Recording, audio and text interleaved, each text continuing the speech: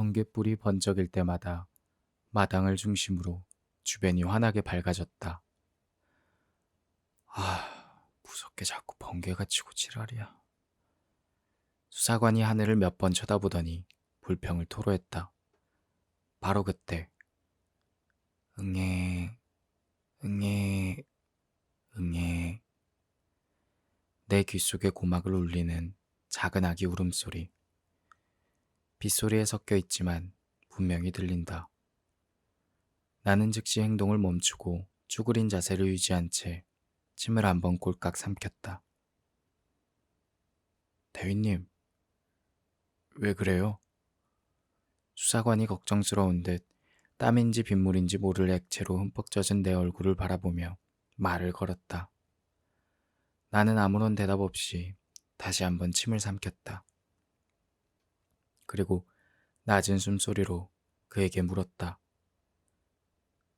안 들립니까? 뭐요? 애기 소리? 네, 애기 소리. 내 말에 수사관이 주변을 이리저리 손전등을 비추기 시작했다. 오라, 난 안 들리는데 진짜로 들려요? 손전등을 통해 주변을 관찰하던 수사관이 나의 얼굴을 비추며 말을 이었다. 비 오면 고양이 소리가 애기 소리처럼 들리기도 해요. 수사관은 나를 안심시키려 하는 것 같아 보였지만 그의 미세하게 떨리는 목소리는 그것이 거짓말이라고 말하고 있었다. 순간 번개가 연속으로 플래시를 터뜨렸다. 나는 수사관을 바라본 채 정수리부터 꼬리뼈까지 쫙 얼어버렸다. 마당 한가운데 누가 서 있는 것이다. 얼굴은 수사관을 향하고 있는데 왼쪽 곁눈으로 그가 보이는 것이다.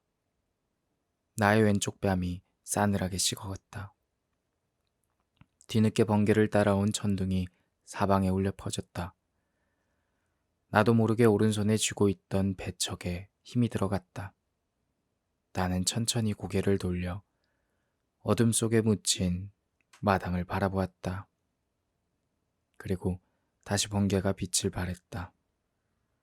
텅 빈 마당, 그리고 쏟아지는 빗줄기. 아무도 없었다. 배척을 쥐어든 나의 오른손이 덜덜 떨렸다. 괜찮아? 수사관이 나의 어깨에 손을 탁 얹으며 물었다. 응애, 응애, 응애.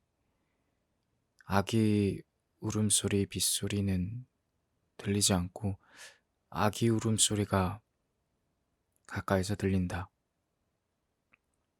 그런데 뭐지? 수사관이 왜 갑자기 나에게 반말이지? 그리고 목소리가 왜 낯설지? 나는 다시 고개를 천천히 원위치시키며 그를 바라보았다. 순간 나는 심장이 터져나가는 듯 했다. 얼굴에 온통 피로 덮여있는 낯선 남자가 내 어깨에 손을 얹고 하얀 이를 드러내며 미소 짓고 있는 것이다. 번갯불이 번쩍일 때마다 그의 얼굴이 하얗게 변하고 있었다.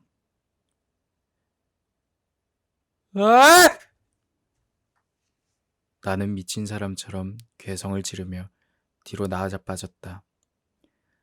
뒤로 물러서며 넘어진 나에게 그가 천천히 다가왔다.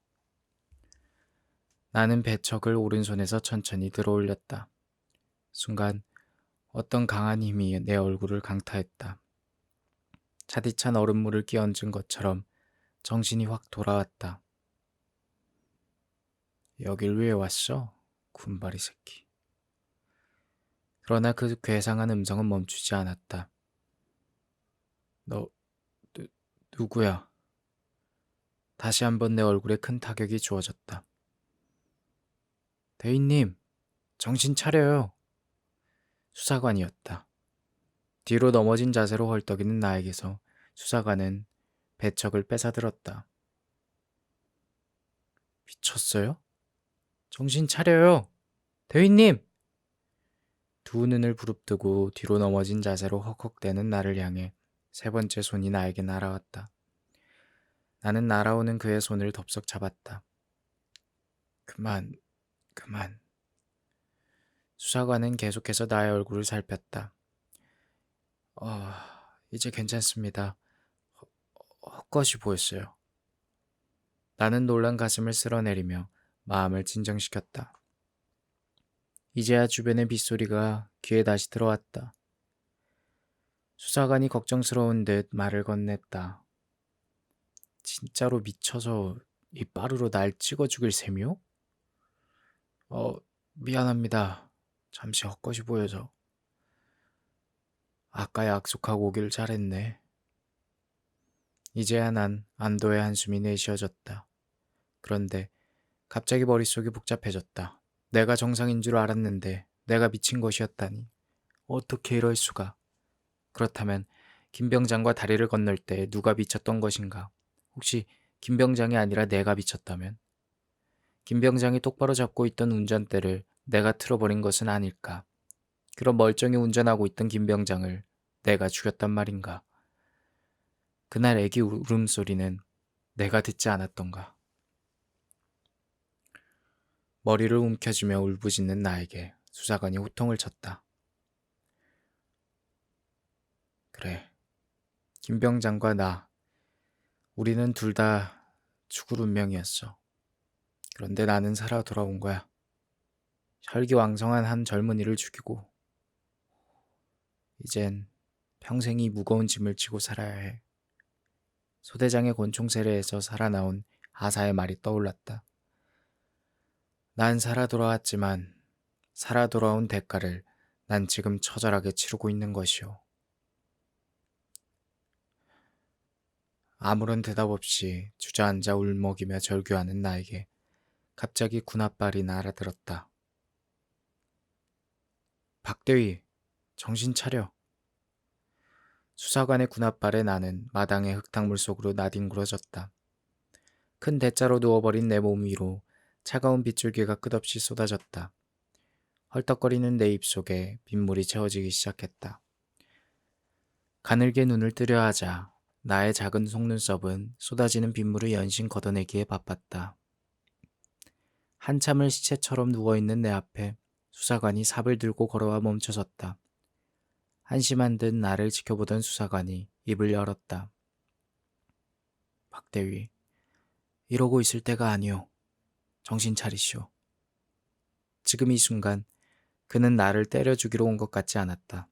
나는 목구멍으로 넘어가는 빗물을 토해내기 위해 몇 번의 기침을 하고는 대답했다. 김 병장이 죽은 날, 김 병장이 미친 게 아니라 제가 미쳤었다면 어떻게 되는 겁니까? 김 병장을 자신이 죽였다고 생각하는 거요? 만일 그랬다면요? 내 말에 수사관이 긴 한숨을 내쉬었다. 인명은 제천이라고 하지 않았소. 만일 당신이 그랬다 하더라도 그건 당신의 의지가 아니지 않소?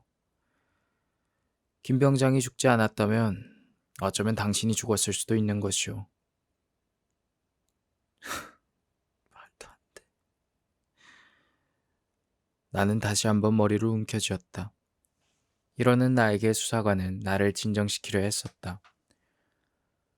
박대위, 최종사나 죽은 김 병장이 바라는 게 진정 먹을 것 같소. 이제 정신 차리고 마저 하던 일을 계속합시다.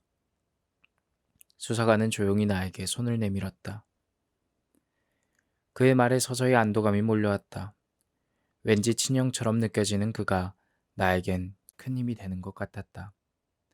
나는 얼굴을 뒤덮은 눈물과 빗물을 두 손으로 힘껏 쓸어내리고는 그의 손을 잡아 일어섰다. 무슨 잘못을 하여 스승 앞에서 꾸중을 듣는 아이처럼 나는 그 앞에서 고개를 들지 못했다. 몸에 묻은 흙을 빗물로 천천히 씻어내던 나는 그에게 물었다. 수사관님, 몇 살이죠? 37이요. 근데 나이는 왜 묻소? 나의 뜬금없는 질문에 수사관이 의아하다는 듯 물었다. 어, 제가 31이니까 6살 형님이시네요. 아이고, 대위님, 생각보다 좁네요. 모든 일에 있어서 인생 선배들은 어린 사람이 모르는 뭔가를 가지고 덤비는 것 같습니다. 배운 놈이든 못 배운 놈이든 나이를 먹어가면 알아가는 그런 것 있지 않습니까? 수사관님에겐 그런 게 느껴집니다. 별거 없소이다. 마누라 잔소리 들어가며 저 자식 먹여 살려보시오. 귀신? 산다는 거? 죽는다는 거? 그런 거 별거 아니게 느낄 것이오. 여기저기 사람들의 치여가며 욕먹어가며 아둥바둥 살아가 보쇼. 세상에서 가장 무서운 것은 사람이라오. 사람이 가장 나를 힘들게 하고 슬프게 하고 좌절하게 하죠.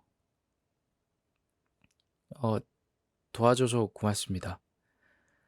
나의 감사 표시에 그가 미소를 지으며 대답했다.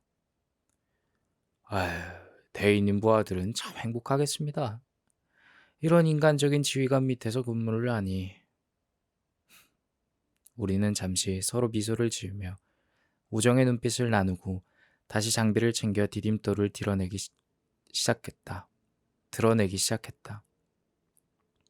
드디어 육중한 디딤돌이 밖으로 밀려나왔다. 수사관은 몸을 옆으로 최대한 눕힌 후 낮은 마루 밑을 향해 이리저리 손전등을 비추었다. 같은 자세를 취한 나도 눈에 띄는 무언가를 찾기 위해 노력했다. 그때 마루 밑 깊은 곳에 눈에 들어오는 뭔가가 보였다. 어? 저거 뭐죠? 나의 질문에 수사관이 2미터 정도 마루 안으로 들어가 있는 그 물체를 유심히 쳐다보며 대답했다. 먼지로 뒤덮여가지고 이거 뭐 나도 잘 모르겠어. 꺼내봅시다. 바로 한번 줘보시오. 수사관은 내가 건넨 배척을 마루 밑으로 집어넣어 갈고리처럼 구부러진 배척의 머리로 물체를 낚아챘다. 생각보다 가볍네. 수사관은 반복적으로 그 물체를 배척으로 낚아채가며 긁어내듯이 조금씩 그것을 끌어냈다. 드디어 그 물체가 마루 밖으로 모습을 드러냈다. 뭐야 이거. 촉감이 섬유질이었다. 먼지를 몇 번 털어내자 우리는 그것이 담요 종류라는 것을 알게 되었다. 우리는 한번 서로의 얼굴을 확인한 뒤 천천히 담요를 겉부분부터 벗겨냈다. 몇 겹으로 덮인 담요를 드러낸 후 우리는 소스라치게 놀라 뒤로 나아져 빠졌다. 왜? 뭐야? 아기였다. 아니, 아기 시체였다. 서로 반대 방향으로 나자빠진 우리는 다시 한번 멀리서 서로의 얼굴을 확인한 뒤 그 시체로 조심스럽게 다가갔다. 씨, 이게 뭐야, 씨. 손전등을 비춘 수사관이 연신 두려움에 탄식을 내뱉었다. 돌도 넘기지 않은 아기 시체였다. 어찌된 영문인지 신기하게도 시체는 썩지 않고 미이라처럼 검게 말라 있었다. 머리 부분은 남아있는 많은 양의 검은색 머리카락이 그 신비함을 더했다. 아니, 왜 이런 곳에 애기 시체가 있는 거지? 이리저리 손전등을 비추며 살피던 우리는 작은 쪽지 하나를 발견했다. 건드리면 갑자기 죽은 아기가 깨어나기라도 할 것 같은 생각에 수사관은 그 쪽지를 두 손가락으로 조심스레 집어들었다. 누렇게 변색된 그 종이를 펼치자 잉크가 거의 탈색되어 잘 보이지 않는 그 작은 글씨가 눈에 들어왔다. 수사관은 그 작은 글씨에 손전등을 가까이 비춰가며 읽어갔다. 1977년 12월 20일 김땡땡. 와, 이게 20년이 넘은 시체란 말이에요? 나는 놀라움을 금치 못했다. 이거 생일인가? 아니면 이 안에 들어온 날인가? 하여튼 이 아기가 뭔가 답을 얘기해 줄 것 같은 예감이 드는구려. 그런데 갑자기 수사관이 걱정스러운 모습으로 내 얼굴을 바라보더니 물었다. 이제는 어떡하죠? 어떡하긴요. 관할 경찰서에 신고해야죠. 아이, 그게 아니라 경찰이 오면 신고자인 우릴 조사할 거고 우리가 여기 온 걸 부대에서 알기라도 하면 우리는 참. 어 그럼 경찰들한테 군에서 물어보면 우리를 본 적 없다고 부탁하면 안 될까요? 우리를 본 적 없다고 말하면 되잖아요. 아이, 그것도 어렵습니다. 군 관련 사고는 사고 즉시 사고 접수 즉시 바로 군 헌병대로 전달됩니다. 그럼 헌병대장이나 수사과장에게 보고될 것이고 우리는 부대에 없다는 것이 밝혀질 게 아닙니까? 수사관의 연신 걱정스런 심정의 말을 이었다. 사단장 명령을 어기고 부대를 벗어났으니 이거 보통 일이 아닌데. 어 아니면 버리고 갈까요? 가면서 신고하든가 아니면 아침에 마을 사람들이 보고 신고할 것 아닙니까? 이대로 버리고 가면 우리는 더 이상 이 아이에 대해 조사할 시간이 없습니다. 수사관의 입술을 깨물며 해결책을 찾는데 머리를 굴리는 것 같았다. 그때 불현듯 내 머리를 스치고 가는 생각이 있었다. 나는 잠시 손목시계를 들여다봤다. 시간이 11시에 가까워지고 있었다. 어, 수사관님, 잠깐 여기서 기다려봐요. 왜요? 어디 가게요? 사건 파일을 다시 한번 좀 봅시다. 나는 빗속을 가로질러 후다닥 대문 밖 소나타 차량으로 내달렸다. 그리고 소나타 뒷좌석에 내려놓은 사건 파일을 우이 안으로 숨겨들고 수사관이 있는 곳으로 되돌아왔다. 수사관은 무슨 일이냐는 듯 나에게 물었다. 사건 파일은 뭐하게요? 후레쉬 좀 비춰보세요. 나는 서둘러 서류 봉투에서 파일을 꺼냈다. 그리고 손가락으로 가리켰다. 여기 좀 보세요. 첫 사건. 1978년 7월 14일 육군 중사 김땡땡이가 같은 부대원 중사 고땡땡, 하사 이땡땡과 자신의 아내를 소총으로 살해하고 본인은 자살. 아니, 이럴 수가. 나와 같은 생각이 들었는지 수사관이 놀라움을 금치 못했다. 저 담요 속에서 나온 쪽지의 날짜는 1977년 12월 20일. 그리고 아기의 이름은 김땡땡. 1977년 12월 20일은 저 아기의 생년월일인 것 같고 용의자 김땡땡 중사의 자식일 겁니다. 아유 씨. 아유, 그럼 이제 어떡합니까? 제가 전에 죽은 김 병장과 여기 왔을 때 주변 이웃들을 조사한 적이 있습니다. 그래서요. 그중에 이 집에서 30여 미터 떨어진 곳에 아주 연로한 노부부가 살고 있었는데 이곳에서 쭉 살아왔다고 했습니다. 그 사람들은 이 아기에 대해서 뭔가 알고 있을 겁니다. 그래요? 그럼 바로 갑시다. 수사관은 서둘러 우의의 모자를 뒤집어 썼다. 순간 나는 바닥에 놓여있는 아기 시체가 눈에 들어왔다. 저 아기 어떡하죠? 그러게요. 차에 싣고 다닐 수도 없고. 일단 다시 마루 밑에 보이지 않게 넣어놓고 다시 옵시다. 마루 밑이요? 불쌍하지 않소? 20년 넘게 저렇게 어둡고 쾌쾌한 곳에서 있었는데. 그러고 보니 내 생각이 짧은데 싶었다. 그럼 방에 보이지 않게 들여놓고 갑시다. 우리는 그 아기 시체를 조심스레 들고 들어가 텐마루와 이어진 작은 방 구석에 살포시 내려놓았다. 아기를 내려놓고 수사관은 잠시 아기를 물끄러미 쳐다보며 말을 했다.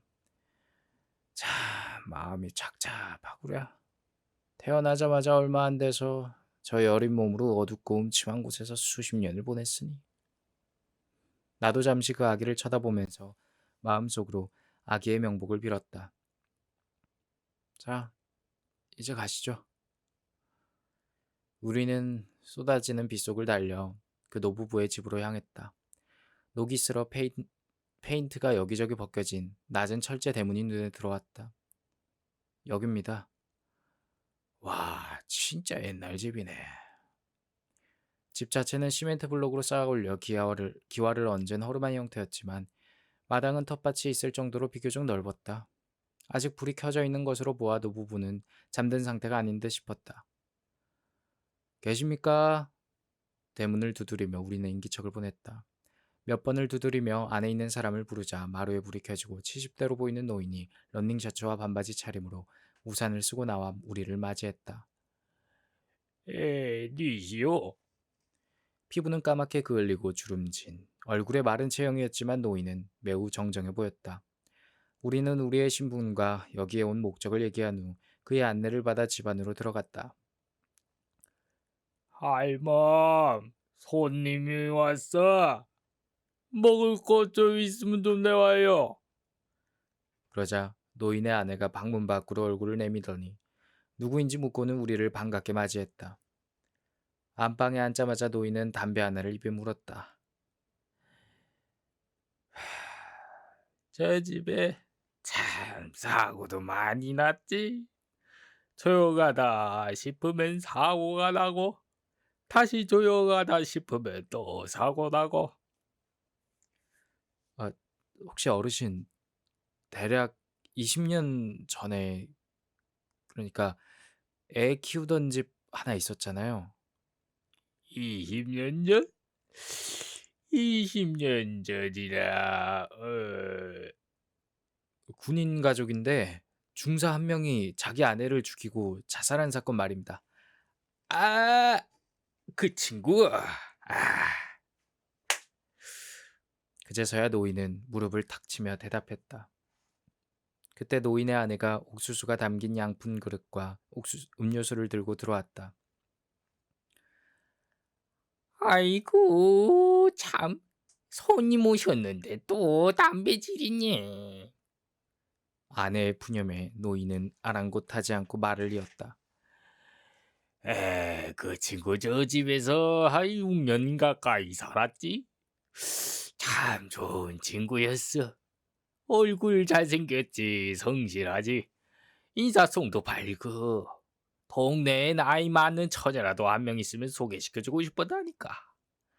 근데 그 친구가 거기서 산 후 한 4년쯤 되었을 땐가 여자 하나를 데려와 살더라고.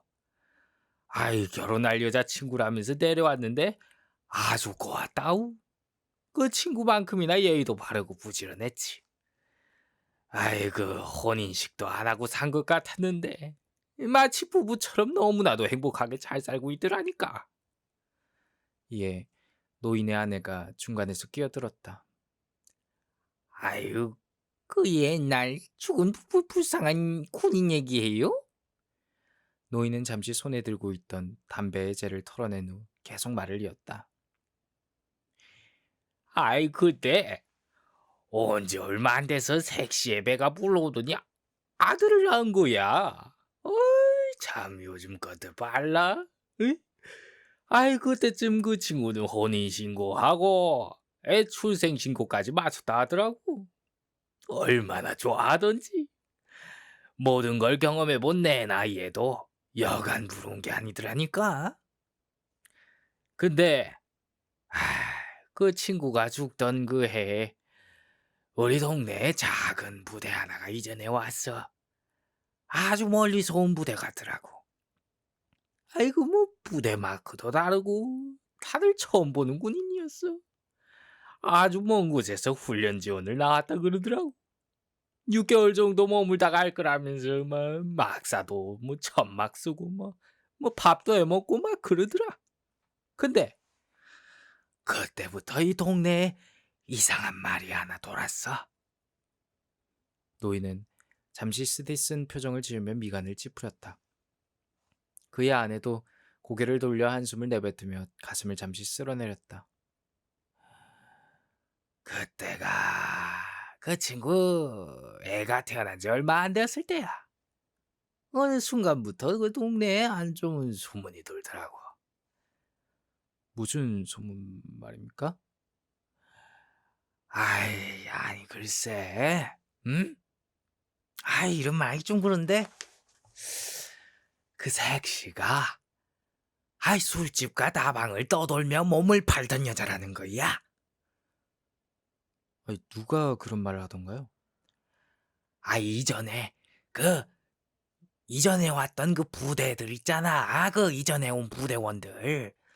거기서 그 말이 나왔더라고. 원래 그 부대가 있던 동네에서 그 색시가 그런 일을 했었나 봐. 아이, 돈 좀 벌어서 거길 떠나서 열심히 한번 살아보겠다고 하던 차에 그 중사 그 친구를 만난 거지. 아이고, 근데 이게 뭔 운명의 장난? 그 색시를 알고 있던 동네의 부대가 이전을 해왔으니 노인은 손에 든 담배를 재터리에 지디겼다. 여기는 워낙 동네가 작고 군부대가 가까이 있다 보니까 군대 아니든 밖이든 어디서 무슨 일이 벌어지면 삽시간에 소문이 퍼져. 어디서 엿들었는지 모르지만 결국 그 친구 귀에도 그런 말이 들어간 것 같아. 그 뒤로는 뭐 그 친구 항상 술에 쩔어 다니고 뭐 마을 어기 길거리에서 뭐 맨날 만취 상태로 일을 마치고 그 집 앞을 지나갈 때마다 내가 맨날 싸우는 소리를 들었다니까. 그렇게 금술이 좋던 부부가 저렇게 됐으니 마을 사람들도 다들 안타까워했지. 어, 그러면 그 여자분은 어떻게 죽은 겁니까? 여 앞 읍내에 가면은 작은 철물점이 하나 있는데, 아니 뭐 농기구도 팔고 뭐 그런 곳인데, 근데 예전에 거기가 술집이었어. 에? 칸막이가 쳐져 있는 요정 같은 술집이었지. 그날도 그 친구가 혼자 거기서 술이 떡이 되도록 마셨나 봐. 그렇게 만취한 상태에서 옆 칸에서 들리는 말소리가 그 친구 귀에 들어갔는데, 아, 참, 그때 그 술집 주인년하고 떠들고 있는 그 군인의 말소리였어. 그때 아마 그 술집 주인년 얘기로는 아마 대위였다고 했지? 아, 그래. 맞아. 이제 기억났어. 그 대위. 어. 그래서 뭐라고 말을 했냐면, 그 연놈들 모두 취해 있었는데, 그 망할 놈의 대위가 그 친구가 옆 칸에 있는 건도 모르고 그 색시 건드린 얘기를 하더래. 뭐라고 했더라? 얼굴 값에서 원래 차를 안 주는 년인데 자기가 제일 먼저 뚫었댔나? 아, 자기가 여자 하나는 제대로 죽여놓기 때문에 매일같이 자기 방에 찾아왔대. 아이, 그러고 실증이 나서 차버렸는데 그 다음부터는 이놈 저놈들이 돈 줘가며 돌아가면서 한 번씩 그 여자와 잡았다는 거야. 아이, 그 애도 누구 얘기일지 모른 거라면서 그 참 그 여사 옆에 남편이 있는데 그 애 얘기까지 했더라니까. 아무튼 옆칸에서 그거를 다 들은 거지. 그 친구 그 심정이 어땠겠나. 그 얘기 들어준 술집년이 미친년이지. 응? 지가 술에 취해 바로 옆칸에 있는 그 친구가 있는 것을 그걸 까먹고 있었으니 말이야. 아, 그래서 어떻게 되었습니까? 아이, 뭐 어떻게 되긴 뭐 어떻게 돼. 그 친구가 문을 박차고 나가자 그때서야 이제 그 주인년 그년이 이제 그 친구 알아보고 그 대위를 빨리 나가라고 피신을 시켰지. 그리고 한 30분 정도 지나서 만취한 그 친구가 소총을 들고 오더니 술집 문을 팍 차고 들어와가지고 그 대위가 있던 칸으로 가가지고 막 이놈 시키 저놈 시키 하면서 막 죽이겠다면서 총을 난사한 거야. 노인은 잠시 말을 멈추더니 담배 하나를 꺼내 입에 물어 불을 붙였다.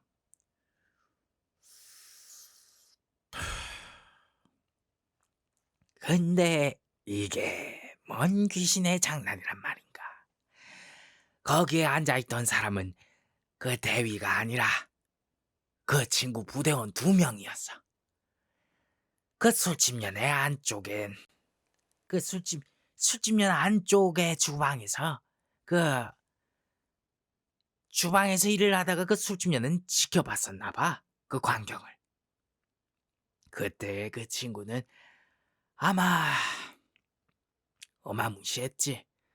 이성을 잃은 사람 같았다고 했어. 사람의 모습이 아니었대.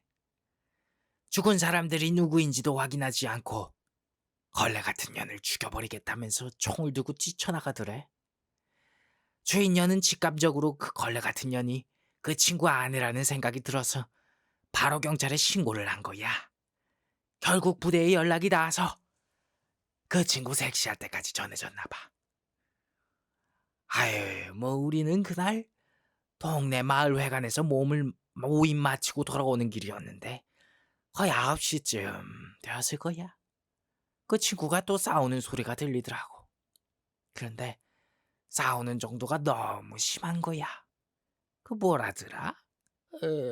이 더러운 몸에서 나온 자식 새끼 어디냐면서 막 때려 부수고 난리도 아니었지. 노인은 연속되는 담배질에 목이 타는지 앞에 있던 음료수를 한 모금 들이켰다. 그 우리가 들어가 보려고 했는데 마침 사이렌이 울리면서 엄청난 숫자의 경찰과 군인들이 몰려오더라고. 내 살면서 여기까지 이렇게 군인들이 떼거지로 오는 거 처음 봤어. 근데 그 소리에 그 친구가 마지막인 걸 직감을 했는지 갑자기 방 안에서 총소리가 나더라고. 그때 섹시를 죽인 거지. 대문 앞에 서 있던 몇몇 사람들이 무슨 일인지 직감하고서는 아이고 사람 죽었네 사람 죽었네 소리치면서 난리가 난 거야. 그리고 조금 있다가 다시 총소리가 나더라고. 그 친구가 자살을 한 거지. 얘기를 듣고 있던 우리는 잠시 숙연해졌다. 아무 말 없이 몇 초가 지나자 다시 노인이 입을 열었다. 거기에 있던 마을 사람들이 다음날 경찰서에 모두 불려갔어. 그 술집 주인년도 있었지. 그년 얘기를 듣고 있으니까 분통이 터지더라니까. 아이 우리 할멈을 비롯해서 거기 있는 사람들이 그년 머리채를 잡고 패댕이 치고 난리도 아니었지. 아이고 지금 생각해도 내 그때 그년 찢어 죽이지 못한 게 내 억지로 아니다. 노인의 아내가 분노가 치미는지 이를 갈며 화를 냈다. 이에 노인은 다시 한번 음료수를 들이키고 말을 이었다. 그런데 우리를 더 화나게 하는 건 그 대위라는 놈이 부대 복귀를 핑계로 나타나질 않은 거야. 6개월 정도 머문다는 부대인데 무슨 얼어 죽을 복귀. 한 가정을 그렇게 처참하게 박살내고 그냥 가버리는 그런 개쌍놈의 새끼가 어딨어? 그놈 얼굴이라도 한번 봤었어야 되는데. 아직도 분이 풀리지 않는 듯 노인의 아내는 연신 이를 부득부득 갈았다. 그런데 말이야. 조사 중에 미처 생각을 못한 게 있더라고. 애가 안 보이더란 말이야. 경찰들 얘기로도 현장 조사 중에 애를 본 적이 없대. 우리는 혹시나 다른 집에 애를 맡기지 않았나 싶어서 그 애를 찾아 돌아다녔지. 결국에는 못 찾았어. 그 참 어디 멀리 친정집에 갔나? 뭔진 모르겠는데 사라졌어. 연고도 모르는 낯선 색시라서 뭐 우리도 뭐 할 수 있는 방법이 없었지 그 이상은. 그런 업종에 있던 색시가 돌아갔으니 뭐 친척도 뭐 찾을 수도 없지. 지금 생각해도 내 가슴이 아직도 아프다. 얘기를 듣고 있던 우리는 아기 얘기를 꺼낼까 말까 고민하고 있었다. 그 순간 두 번째 담배를 재터리에 지대기던 노인이 말을 이었다. 그 뒤로 저 집에서 많이들 죽었지. 자네 군수사관이라고 그랬으니 알 거 아닌가? 모두 군인들이나 그 가족들이 죽지 않았는가? 이에 수사관이 조용히 고개를 끄덕였다. 거기서 사람 죽이고 살아남은 군인들은 다 사형됐지 아마. 근데 그 친구들이 조사받으면서 공통적인 말을 하더라 이거야. 그 집에서 애기 울음소리가 들린다라. 그 애기가 죽은 지 10년이 아니 뭐 정확히 말하면 실종인데 10년이 다 돼가는데 어쩌면 그 전에 그 죽은 군인들도 들었을지도 있지. 망자는 말이 없으니 알 턱이 있나? 아마 그 섹시에겐 죽었을 거야. 가까이서 죽었다면은 뭐 여기 못 떠나는 거고 멀리서 죽었다면 뭐 그 애기 홀령인 뭐 GM이 찾아가지고 여기까지 온 건지도 모르지. 그래서 그 피비린내 나는 사륙이 시작되었을 수도 있지. 생각해봐라. 자기 의미를 죽인 사람이 군인이었고 결과적으로 군인들만 해를 당하지 않았나. 우리는 잠시 서로의 얼굴을 확인했다. 그리고 무건의 아비를 보고 서로 고개를 끄덕였다. 나는 조용히 입을 열었다. 저 어르신, 그 애기 저희가 찾았습니다. 내 말에 두 노인의 눈이 휘둥그레해졌다. 에? 자네 지금 뭐라고 했냐? 그 섹시의 아들, 저희가 찾았단 말입니다. 그래? 죽지 않고 살아있더나? 지금 어디 있나? 나는 잠시 말을 머뭇거렸다. 그리고 눈을 바닥에 깔고 조용히 입을 열었다. 그게 조금 전에 그 마루 밑에서 시체로 발견되었습니다. 이에 깜짝 놀란 노인의 아내가 두 손으로 방바닥을 치며 울먹였다. 아이고, 어떡해. 아이고, 세상이다.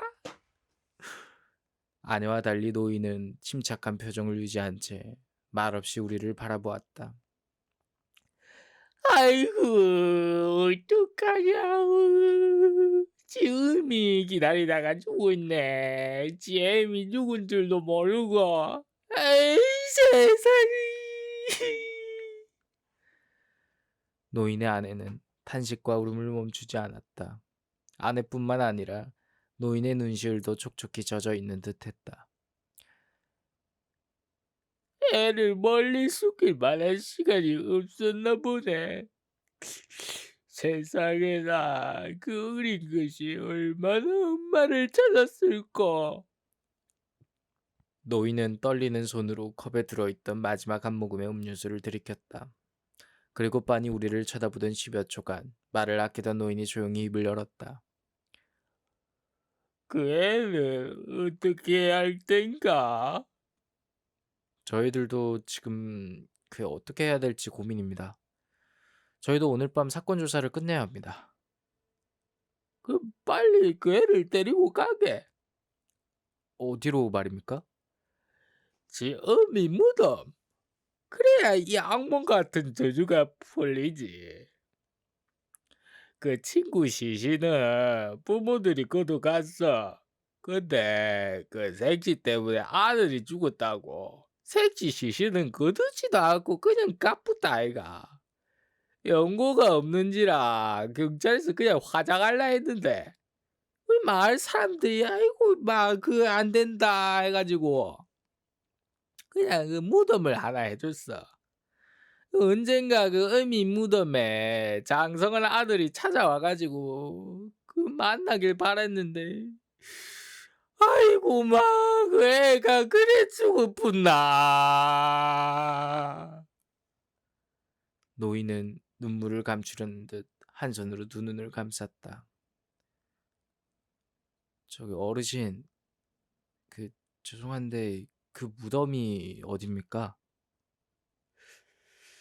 찾기는 쉽다. 이 약도를 내 하나 그려주구만. 글로 가서. 노인은 작은 노트의 한 페이지를 찢어 떨리는 손으로 그곳을 그려나갔다. 노인이 그린 약도를 보자 그곳이 차로 10분도 안 걸리는 마을 외곽 가까운 곳임을 알 수 있었다. 대문까지 배웅 나온 노부부는 우리에게 한 가지 부탁을 했다. 그 애 좀 볼 수 있나? 그냥 안 보시는 게 좋을 것 같습니다. 시신 상태가 좀, 어디 상처를 입었나? 그런 건 아닌데 담요에 쌓여 있어서 질식사했거나 그대로 굶어 죽은 것 같습니다. 이에 노인의 아내가 다시 한번 울음을 터뜨렸다. 노인은 입을 굳게 한번 다물더니 말을 했다. 알았네. 부디 잘 묻어주게. 나중에 마을 사람들이 뒷정리는 잘해줄 걸세. 우리는 천천히 걸음을 옮겨 사건 현장으로 향했다. 오는 내내 우리는 서로 아무 말도 주고받지 않았다. 우리는 대문 안으로 들어선 후 마당 한가운데 서서 잠시 동안 그 집을 바라보았다. 너무나 가슴 아픈 사연이 담긴 집이라는 생각에 가슴이 미어왔다. 쏟아지는 빗줄기가 마치 그 아기와 엄마의 눈물처럼 느껴졌다. 잠시 동안의 망감에 젖어 방으로 들어서려는 순간 대문 밖에서 낯선 남자의 목소리가 들려왔다. 최상사, 오랜만이야. 우리는 고개를 획 돌려 그 낯선 목소리의 정체를 찾았다. 대문 밖에 낯선 남자 서너 명이 서 있는 것이 보였다. 나와 수사관은 이리저리 손전등을 비추었다. 그런데 갑자기 수사관이 욕설로 대답했다. 네 씨발, 네가 여기 왜 왔어? 나는 뜬금없는 상황에 수사관에게 조용히 물었다. 누굽니까? 군단 수사관 놈인데 제 동기입니다. 존나게 싸가지 없는 새끼죠. 그들은 곧 대문 안으로 들어서더니 우리 앞에 떡 멈춰섰다. 모두 4명이었다. 수사관 동기라는 사람이 한 걸음 앞으로 나왔다. 손전등에 간접적으로 비추어진 그의 얼굴은 매우 차가웠다. 그리고 뒤에 있는 세 병사 우위 아래로 그들이 들고 있는 소총의 머리가 보였다. 안녕하십니까 대위님. 저는 군단 수사관 정땡땡 상사입니다. 그는 가볍게 오른손을 눈썹 가까이 들었다 내리며 예를 포했지만 그의 말투는 매우 거만했다. 웬일이십니까? 아실만한 분이 그 소속 사단장의 명령도 어기고 이수 지역까지 벗어나서 뭐하는 짓입니까? 누가 그러던가요? 사단 헌병대 수사과장한테 전화가 와서 말이죠. 그래서 이 비오는 야밤에 찾아다니느라 고생 좀 하고 있었습니다. 이수 지역 검문소에 모두 연락해 보니까 어디 멀리까지 가신 모양입니다. 행방을 알 수가 없었는데 혹시나 해서 여기 왔더니 저 친구 차가 보이더군요. 몇십 분 기다렸는데 힘들었습니다. 동기의 너무나도 오만방자한 말투가 듣기 싫었는지 수사관이 격한 어투로 말을 내뱉었다. 그래서 씨발 네가 어쩔 건데? 군단 수사관은 아무렇지도 않은 듯 턱을 잠시 치켜 올리며 삐죽거리는 입으로 말을 했다. 야, 다치기 싫으면 좀 말로 할 때 호송차에 타라. 뭐? 수사관의 격한 언사에 군단 수사관이 가소롭다는 듯 한쪽 입술을 치켜 올렸다. 미친 새끼. 사단 수사관 주제에 뭘 잘났다고 욕질이야. 조용히 타면 니네 사단장한테는 입 다물 거고 많이 껄렁대면 군단에 보고해서 그냥 엇벗게 만들어버린다. 뭐? 에이씨, 말귀를 못 알아듣나? 야! 체포해! 군단 수사관의 한마디에 뒤에 서 있던 소총으로 무장한 3명의 병사가 움직임을 보였다. 잠깐만요! 나는 그들을 잠시 정지시켰다. 뭐 할 말이라도 있으십니까? 여전히 그의 말투는 싸가지가 없었다. 우리에게 1시간만 여유를 주시오. 그리고 우리가 자진해서 부대로 가면 되지 않습니까? 지금 장난합니까? 12시 넘어가는데 저희 보고 1시간이나 기다리라고요. 지금 진짜 문제는 저 친구가 아니라 대위님입니다. 사단장 명으로 헌병대에 연금당하신 분이 부대를 벗어나가 이수지역까지 이탈하고 지금 이게 할 말입니까? 급히 할 일이 있어서 그렇습니다. 1시간만 여유를 주시오. 1시간만. 이봐요, 대위님. 사단 헌병대 수사과장이 지금 사단에 보고하겠다고 난립니다, 난리. 괜히 내가 당신네 헌병대장이나 수사과장 곤란하게 만들고 싶지 말고, 에이? 아따, 말을 왜 이래 안 나오노? 아무튼 협조 왔어. 그냥 가면 되는데, 그 시끄럽노?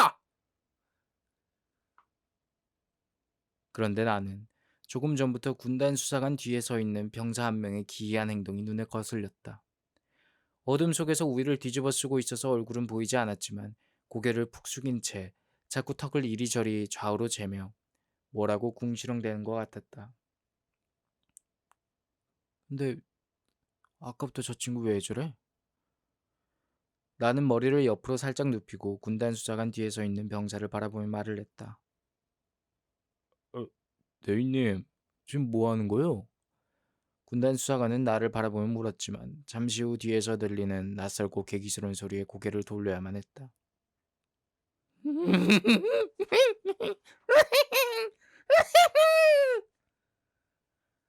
괴이한 소리에 군단 수사관이 뒤를 돌아봤다.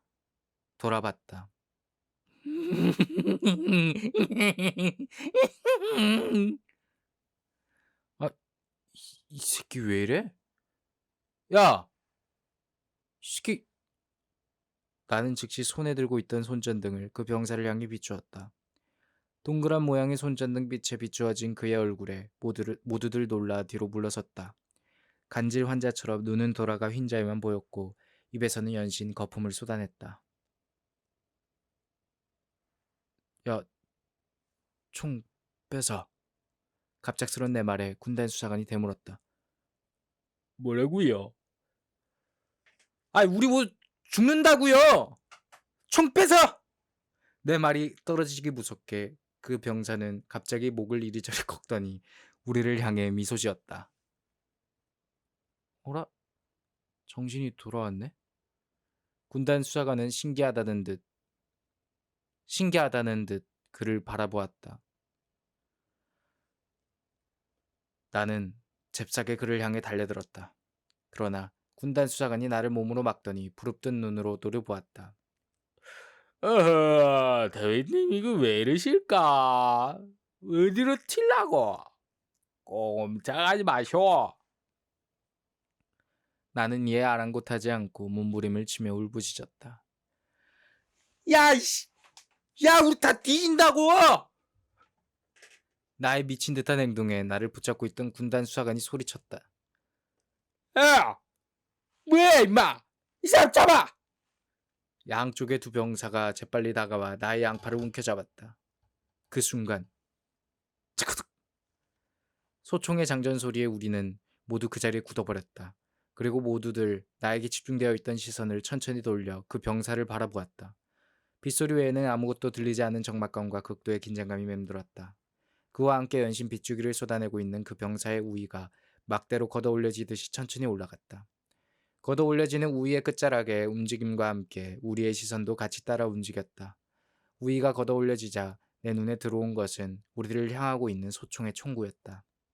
총알이 빠를까? 내 몸이 빠를까? 순간 말도 안 되는 생각이 내 머릿속을 맴돌았다. 극도로 긴장된 상황에 모두들 굳어버린 자세를 풀지 못했다. 너, 씨발! 너 이 새끼 뭐 하는 거야? 나를 붙잡고 있던 군단 수사관이 떨리는 목소리로 물었다.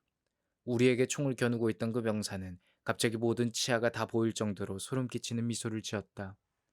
그야말로 일촉즉발의 상황이었다. 다리가 후들거렸고 오금이 저렸다. 전에 몇 번 금속성 물질이 내 몸을 관통한다면 어떤 느낌일까 궁금해한 적이 있다.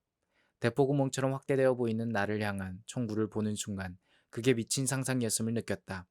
갑자기 그 소름 끼치는 미소를 지워버리더니 병사가 입을 열었다. 그런다고 모든 게 끝나지 않아. 뭐라고? 그리고 그 병사는 무슨 결심을 한 듯 입을 굳게 한번 다물더니 마지막으로 다시 입을 열었다. 군바리 새끼들 다 죽여버리겠어!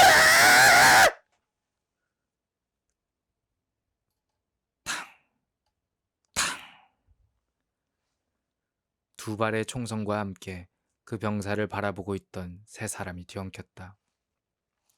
무슨 상황이 벌어졌는지 모를 정도로 어둠과 폭우와 소름 끼치는 공포 속에 우리는 서로 뒤엉켜 있었다. 그 병사가 흥건한 흙바닥에 넘어진 것을 확인한 군단 수사관이 그에게 달려들어 총을 뺏고 무자비한 주먹질을 얼굴에 퍼부었다. 몇 차례 주먹을 허용한 후 그 병사가 실신한 듯 꿈쩍도 하지 않았다. 그 병사의 움직임이 없자 군단 수사관은 헉헉대면서 오른 주먹을 높이 쳐들고 그를 노려보았다. 넘어진 자세로 그 병사의 다리를 잡고 있던 나도 그를 바라보았다. 그 순간 내 앞에 넘어져 있던 수사관이 숨 넘어가는 소리를 내며 껄떡대고 있었다. 그제서야 나는 무슨 상황이 벌어졌는지 알 수 있었다. 그가 미친 병사를 향해 수사관이 소리치며 달려든 것이다. 손전등에 비추자 그의 주변으로 원형의 피바다가 만들어지고 있었다. 수사관님! 야! 최상상! 군단 수사관과 나는 그를 향해 달려들었다. 우위를 벗겨내자 그의 왼쪽 복부 아래에서 피가 토하듯이 뿜어져 나왔다. 발사된 총탄 두 발 중에 한 발을 맞은 것이다. 뭐이 새끼들아! 의무자 연락해! 군단 수사관의 외침에 무슨 해괴한 상황이 벌어진 건지 감도 못 잡고 안절부절하던 남은 두 병사가 대문 밖으로 뛰었다. 야! 최상상! 정신 차려! 이 말과 함께 나는 우위를 벗어제끼고 이빨로 갈기갈기 찢기 시작했다. 품속에 감추어져 있던 사건 서류가 바닥에 떨어져 물속에 잠겨 젖어가고 있었다. 서류는 흙탕물 속에 파묻혀 훼손되어 가고 있었지만 지금은 그걸 신경 쓸 때가 아니었다. 그의 피가 새어나는 왼쪽 하복부에 찢긴 우위를 접어서 덧대고 그 위에 길게 찢긴 우위로 하복부를 감아 돌렸다. 그 순간 부릅뜬 눈을 유지한 채 숨을 껄떡이던 수사관이 천천히 오른팔을 움직여 뭔가를 들어올렸다. 소나타 차량 열쇠였다. 시선은 나를 향하고 있지 않았지만 그가 무슨 말을 하고 싶어 하는지 나는 금방 알 수 있었다. 나는 그의 손과 열쇠를 동시에 움켜쥐고 조용히 열쇠를 뺏어들었다. 죽지 마요. 꼭 다시 만납시다. 이에 옆에 있던 군단 수사관이 부릅뜬 눈으로 노려보며 나에게 물었다. 지금 뭐 하는 거야? 이에 나는 경멸하는 듯한 눈으로 그를 노려보며 대답했다. 죽고 싶지 않으면 닥치고 있어요. 나는 천천히 일어서 아기 시체가 있는 작은 방으로 뛰었다. 나의 무서운 기세에 주눅이 들었는지 군단 수사관이 더 이상 나를 제지하지 못했다. 작은 방 구석에 놓인 아기 시체를 싸고 있는 담요가 눈에 들어왔다. 나는 잠시 소름 끼치는 전율을 느꼈지만 시간이 없었다. 나는 그 시체가 담긴 담요를 들고 빗속을 뛰었다. 그리고 노인이 그려준 약도를 따라 나는 차를 몰고 미친 듯이 달렸다. 억수같이 버붓는 비가 나의 시야를 방해하고 있었다.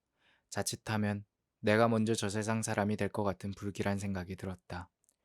10분 열을 미친 듯이 달려 나는 아기 엄마의 무덤으로 올라가는 야산 입구에 도착했다. 간혹 내려치는 번갯불에 조명탄이 터진 듯 야산 전체가 환하게 밝혀졌다. 우위도 없는 상태로 나는 아기를 품에 안고 야전삽 하나를 든 채 산으로 올라가기 시작했다. 입구까지는 오기에는 수월했지만 산속 100여 미터로 올라가는 길은 만만치가 않았다. 거의 물반, 흙반이라고 해도 과언이 아닐 정도로 땅이 질퍽거렸다. 몇 차례 미끄러짐을 반복하며 나는 아기 엄마가 있는 무덤으로 거의 기듯이 올라갔다. 헐떡이는 숨소리에 맞춰 빗물이 내 입속으로 침투하기 시작했다. 침인지 빗물인지 입속에서 쏟아지는 분비물이 턱을 따라 흘러내렸다.